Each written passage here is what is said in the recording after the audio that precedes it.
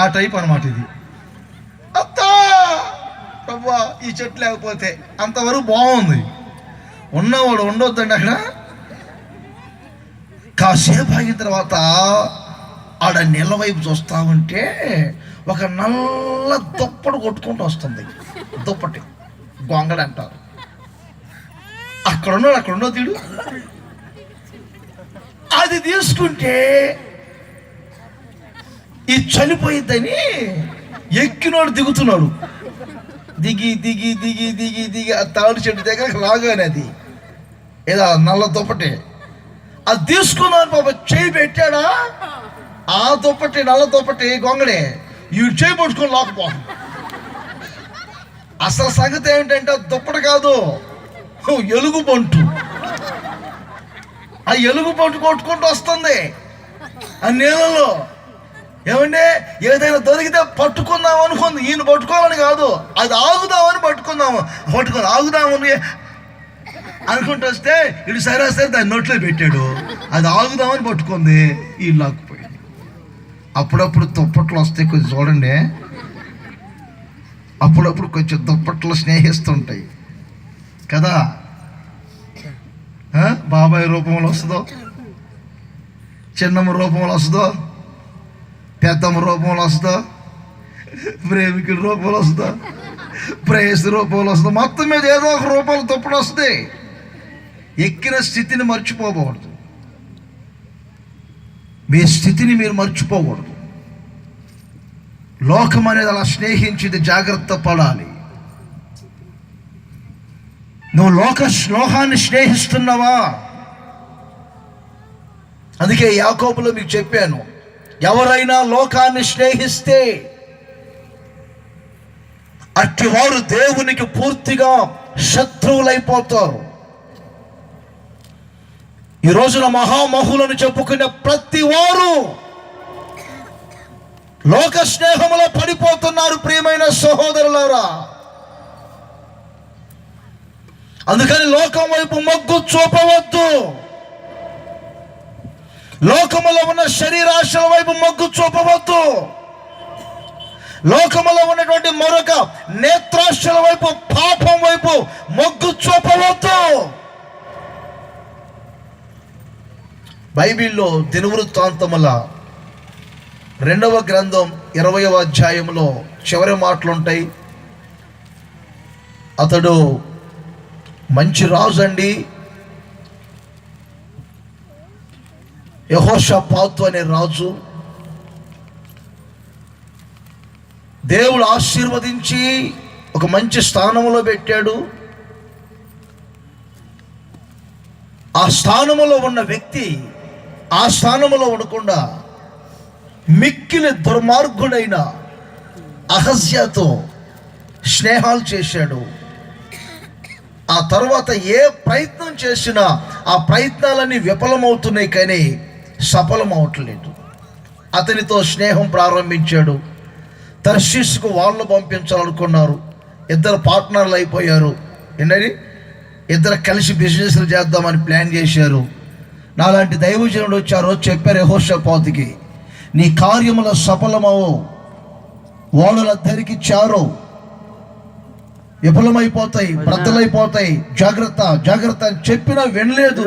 చివరికి జరిగింది ఏమిటంటే మార్గ మధ్యలోనే ఓడలు బ్రద్దలైనను వ్రాయబడింది. ఫోన్ అన్నయ్య దగ్గర పంపించు. దీనికి కారణం ఏమిటి? సరే,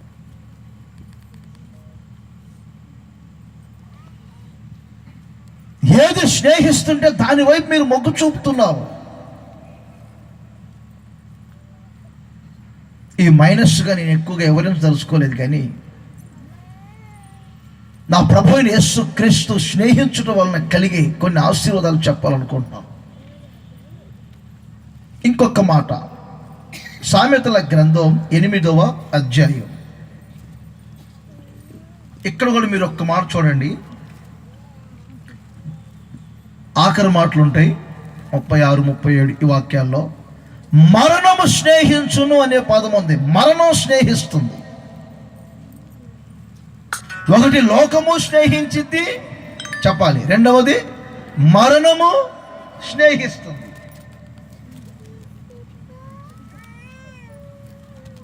ఎక్కడ చూసినా ఈ రోజున అకాల మరణాలు. మీ కొరకు ప్రార్థన చేసినప్పుడు ప్రభు ప్రేరేపించిన మాటలే మీకు చెప్తున్నాను. ఎక్కడైనా చూడండి ఈ రోజుల్లో అకాల మరణాలు. దేవుడు ఇంకా 30 సంవత్సరాలు బ్రతకాలని ఆయుష్ పెట్టాడు, కానీ కాలానికి ముందే కాలగతులు గతించిపోతున్నాయి. యాక్సిడెంట్ల రూపములోను, అత్యాచారాల రూపముగాను, లైంగిక దాడుల వలన హత్యలు చేయటము, లేకపోతే ఆత్మహత్యలు చేసుకోవటము, ఏదో ఒక విధముగా. పేపర్ చూస్తే భయం, టీవీలో వార్తలు చూడాలంటే భయం. భర్త విసిగిస్తున్నాడని అన్నంలో విషం కలిపి చంపిందంటే ఈరోజు కడప జిల్లాలో ఒక భార్య. బాగుంది. భర్త ఏదో గద్దించాడంట, ఎదురుగా ఏం మాట అనలేక పండుకున్నప్పుడు కానిస్టేబుల్ని, మరి మామూలు వ్యక్తిని కాదు, కానిస్టేబుల్ గారిని భార్య రోగాలు మనం తీసుకుని తలకాయ మీద కూడా చంపింది. నేను ఎన్ని చెబుతున్నానని మీరు అలాంటి ప్లాన్లు చేయబాకండి. ఊరికి చెప్తున్నా, మరణాలు అనేది ఎలా సంభవిస్తున్నాయో చెప్తున్నా. నిన్నగా మొన్న చూస్తే గుంటూరు జిల్లా అంతా అలజడి. కారణం ఏంటంటే ఏమండి, చిన్న పిల్లల మీద అత్యాచారాలు, లైంగిక దాడులు. తద్వారా వారి కుటుంబాలు ఏమైనా బాగుపడుతున్నాయి అంటే ఏమండి, ఏదో ఒక దాంట్లో ప్రవేశించటం, తర్వాత వారినే వారు చంపుకోవటం. ఇవన్నీ ఏమిటంటారు? కొంచెం ఆలోచన చేయండి మీరు. ఈ లైంగిక దాడులకి, ఈ అత్యాచారాలకి, ఈ ఆత్మహత్యలకి, హత్యలకు కారణం ఏమిటంటే గమనిస్తున్నారా? సామెతల గ్రంథకర్త ఏమన్నాడు? మరణము వారిని స్నేహిస్తుంది. మరోసారి చెప్తున్నా, మరి ఇప్పుడు యేసు స్నేహానికి మొగ్గు చూపుతావా? మరణం స్నేహిస్తూ ఉంటే ఆ మరణం యొక్క స్నేహాన్ని వైపు మీరు పయనిస్తారా? ఎక్కడ చూసినా అనేకులు అగ్నికి ఆహుతవుతున్నారు. ప్రియమైన సహోదరులారా, లోకములో పరిస్థితులు బాగుండలేదు. అందుకే ఇలాంటి సభలు ఏర్పాటు చేసి ఈ సభలలో ప్రభు అయిన యేసుక్రీస్తుని గురించి మీకు బోధించేది ఎందుకు తెలుసా? ఈ బోధల చేత మీరు యేసుక్రీస్తుని ఒక్కొక్కరిని స్నేహిస్తూ ఉంటే, మీరు ఆయన వైపు మొగ్గు చూపితే, ఆయన స్నేహములో ఉన్న ప్రతి ఆశీర్వాదాన్ని మీరు అనుభవించబోతున్నారు. ఈ రాత్రి మీరు ఆ స్నేహములో ఉన్న ఆశీర్వాదాలు అనుభవించుదురుగాక. అందరు చేతుల పైకే చెప్పండి, గట్టిగా లేలి అని చెప్పండి. ఆయన స్నేహం కొరకే మీ ఒక్కొక్కరిని ఆకర్షిస్తున్నారు. యేసు ప్రభు సశరీరిగా ఉన్నప్పుడే చెప్పారు ఒక మాట, నేను భూమి మీద నుండి పైకెత్తబడతాను. నేను భూమి మీద నుండి పైకెత్తబడిన తరువాత, పైకెత్తబడటం అంటే పరలోకం వెళ్ళటం కాదు. భూమి మీద నుండి పైకెత్తబడతానంటే నేను భూమికి ఆకాశానికి మధ్యలో శిలువ వేయబడతాను. పూర్వకాలములో ప్రజలు సర్పపు కాట్లలో నుంచి విడుదల పొందాలని అరణ్యములో మోషే ఏ విధముగా ఇత్తడి సర్పమును ఎత్తెనో,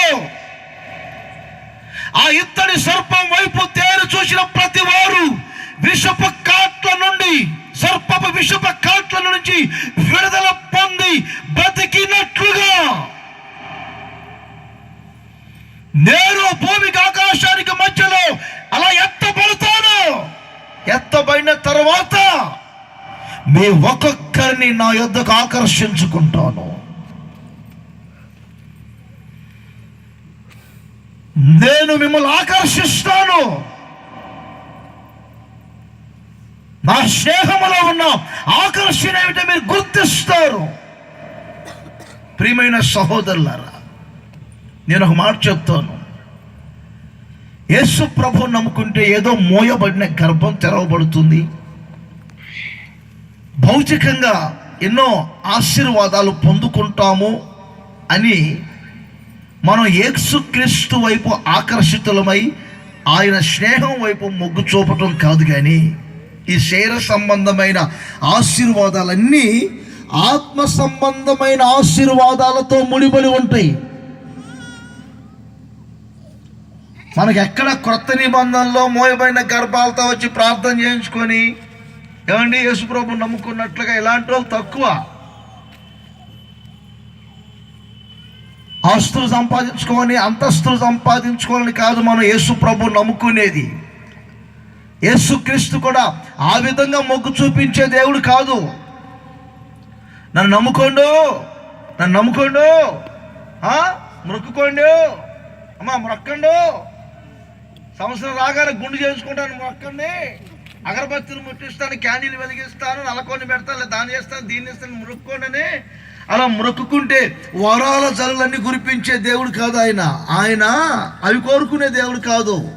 ఆయన వైపు ఎందుకు మిమ్మల్ని ఆకర్షిస్తున్నారంటే, ఆయన ఎందుకు మిమ్మల్ని స్నేహిస్తున్నాడంటే మీ మనస్సు మారాలని.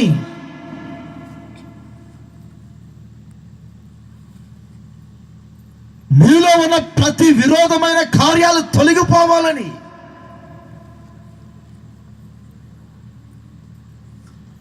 ప్రపంచంలో ఎంతో మంది ఏదో చూపించి ఆకర్షించుకుంటారు. అలెగ్జాండర్ ఉన్నాడు, కత్తి పట్టుకొని లోకాన్ని మొత్తాన్ని భయపెట్టాడు. కానీ యేసయ్య అలా కాదు.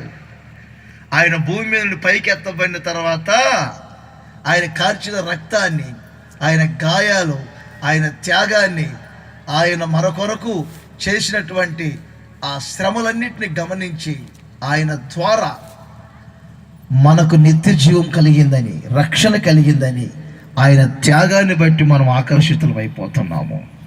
ఆయన ప్రేమను బట్టి మనం ఆకర్షితులం అవుతున్నాం.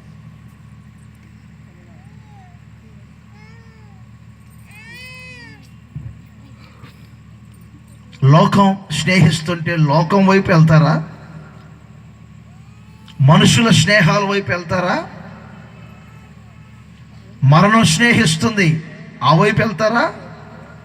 లేకపోతే యేసయ్య ఈరోజు చెప్తున్నారు మీతో, నేను మనస్ఫూర్తిగా మిమ్మల్ని స్నేహిస్తున్నాను, నా ఇష్టపూర్వకంగా మిమ్మల్ని స్నేహిస్తున్నాను. ఆయన స్నేహిస్తున్నప్పుడు ఆయన వైపు మీరు ఆకర్షితులు కావాలి. ఆ ఆశీర్వాదాన్ని మీరు అనుభవించబోతున్నారు. ఒక 3 విషయాలు చెప్తాను, చాలా జాగ్రత్తగా రండి. ఇదే హోషేయ ప్రవచన గ్రంథం. మీకు సుపరిచయమైన మాటలేండి, కొంచెం నేను చెప్తే మీకు ఇంకో క్రొత్తదనంగా ఉంటుంది. 13వ అధ్యాయం, ఇదే హోషేయ ప్రవచన గ్రంథం 13వ అధ్యాయం. నేను చదువుతానులేండి. 5వ వచనం. ఇక్కడ ఏమని రాయబడిందంటే,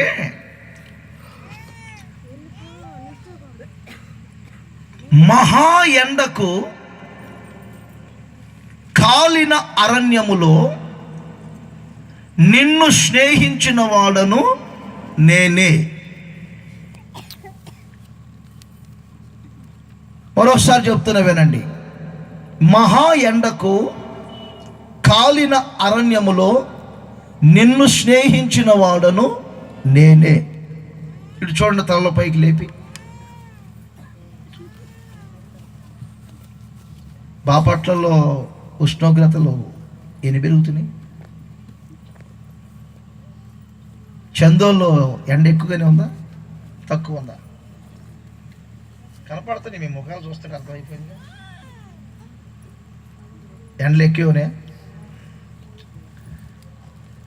ఇది మహా ఎండ అంట. ఏ ఎండ? కొద్ది గట్టి చెప్పాలి మీరు. మహా ఎండ. సీజన్ మెసేజ్ లాగా చెప్తున్నా చూడండి. ఇప్పుడు మీకు ఈ సీజన్ మెసేజ్. మహా ఎండ, మహా ఎండ, మహా ఎండ అంటే నేను చెప్తుంది ఈ ఎండ సంగతి కాదు. మహా ఎండ అనే చోట మీరు నోట్ చేసుకోవాల్సింది ఏంటంటే మహాశ్రమలు.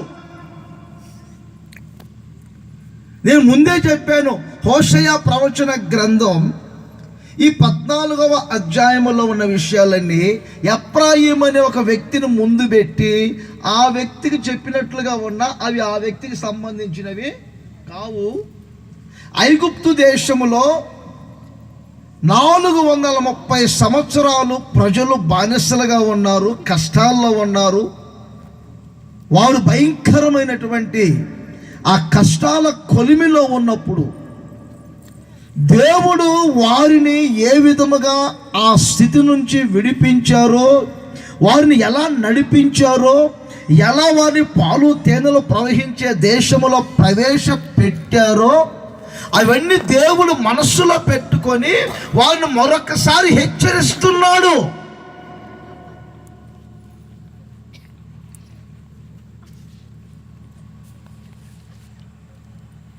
మిమ్మల్ని ఏ స్థితి నుండి ఏ స్థితికి నడిపించాను, వారు ఏ స్థితిలో ఉన్నారు? మహా ఎండకు కాలిన అరణ్యములో ఉన్నారట. మహా ఎండ అంటే భయంకరమైన శ్రమలు. నేను ఒక్క మాట చెప్తా, వినండి, తలను పైకి లేపండి, ఎగదెగ చూడండి. మాకు అసలు శ్రమలే లేవు అనేవారు ఎవరైనా ఒకరిద్దరు హల్లెలూయా చెప్తే ఇక వారికి ఈరోజు ప్రార్థన కూడా లేదు. ఇంకెందుకు శ్రమలు లేవు, ప్రార్థన చెప్పండి. మాకు అసలు శ్రమలే లేవనయా అనేవారు. గట్టి చెప్పండి హల్లెలూయా అని. మా లాల్చి చేసుకున్న మా వాళ్ళు కూడా చెప్పినట్లేదు. ఆఖరికి ప్రతి ఒక్కరికి ఏదో ఒక శ్రమ కదమ్మా.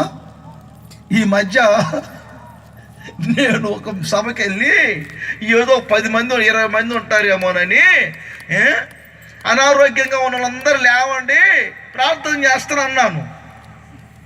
అందరు లేచారు. నాకు డౌట్ వచ్చింది, నా భాష ఏమైనా అర్థం కాలేదా? అమ్మా, ఆరోగ్యముగా ఉన్నవారు అందరూ కూర్చోండి, అనారోగ్యముగా ఉన్నవారు లేవంటే అలాగే చూస్తారు. అంటే టోటల్గా నాకు అర్థమైంది ఏంటంటే అందరూ రోగులే. మీకు అర్థమైందా? అందరూ రోగులే. చిన్న పిల్లలు కదిలించు, బాగున్నావమ్మాయి అని, బాగానే ఉన్నానులే కానీ బాధలు తప్పలేదన్నయ్య. ఎంతదానికి బాధే, అంతానికి బాధే, పెద్దవాళ్ళకి బాధలే, ప్రతి ఒక్కరికి బాధలే. ఎవరికి బాధలు లేవండి?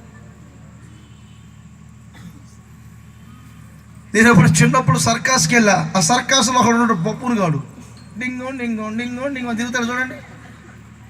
నేను అనుకున్నాను ఆడికి అక్కడికే బాధలు ఉండేమో, వాడు రాగానే సర్కాస్ అందరు నవ్వుతారు, ఆడు బాధలు లేనోడేమో అని చెప్పి సర్కాస్ అయిపోయిన తర్వాత ఆయన పిలిచా, ఒరే మీ అమ్మకడుకు భలే పుట్టావురా, మరగుజ్జోడు ఎంతే పుట్టావు, భలే పుట్టావని వాడిని మాట్లాడతామంటే ఆడితో ఇంకొక అమ్మాయి వచ్చింది.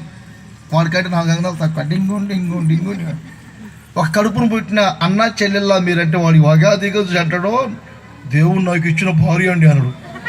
ఈ సైజు వాడికి ఆ సైజు వాడి భార్య ఎక్కడ దొరికింది రా నాయన, ఎక్కడ పేపర్లు వేసుకోండి దరిద్రానికి పేసిన నాకు. అది కురపే మరి, నిజమే కదా. అయిపోయిందా? మనలో వాళ్ళ పిల్లలు ఇద్దరు, ఈ అమ్మాయి తమ్ముళ్ళ నీ తమ్ముళ్ళ అంటే మా సంతానం అండి అన్నారు. అందరూ మనకు ఎవడు మాకు పని ఇస్తాడు? ఎంత ఉన్నాం, ఏం పని చేసుకుంటాం? అందుకని సర్కాసులు చేయాలి. మా కళ్ళ ముందు ఆ పిల్లల్ని విరుస్తూ ఉంటే, ఆ రింగుల్లో దూరుస్తూ ఉంటే కడుపు తీపి తట్టుకోలేక అంత అన్నం కొరకు ఈ సర్కాసులో చేరామని. కష్టాల కొలిమిలో నడిపించబడుతున్నారు. తరం వెంట తరం, తరం వెంట తరం గతించిపోతూ ఉంది. 4 తరాలు గతించిపోయాయి. ప్రార్థన చేసుకోవడానికి మందిరాలు లేవు, వాక్యం చెప్పే దైవ సేవకులు లేరు, జీవముగల దేవుని గురించి చెప్పే వ్యక్తి లేరు. అందరూ కలిసి యోధులు వారు అందరూ, ఎందుకంటే యోసేపు బ్రతికి ఉన్న రోజులకు మాట చెప్పారు, నిశ్చయముగా దేవుడు మిమ్మల్ని చూడవస్తాడు. వచ్చిన దేవుడు మిమ్మల్ని తప్పనిసరిగా ఈ ఐగుప్తు దేశములో విడిపిస్తాడు.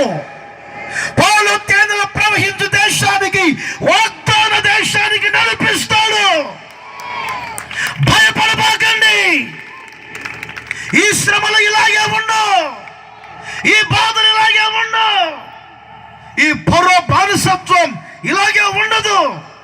ఒక రోజు వస్తుంది, తప్పకుండా మీరు మంచి దేశంలోకి వెళ్ళబోతున్నారు. ఆ మాటను ఆధారం చేసుకొని ప్రాణాలు విడుస్తున్నారు, కానీ నిరీక్షణ కోల్పోలేదు. ఎప్పుడు వస్తాడో దేవుడు, ఎప్పుడు వింటాడు మా మొర? మా కన్నీలకు ముగింపు లేదు, మా సమస్యకు ముగింపు లేదు. భయంకరమైన ఈ శ్రమలలో బానిసత్వము బ్రతకవలసిందేనా? జనుడు కడుపుకి అంత పోషణ కొరకు మట్టి పిసకవలసిందేనా?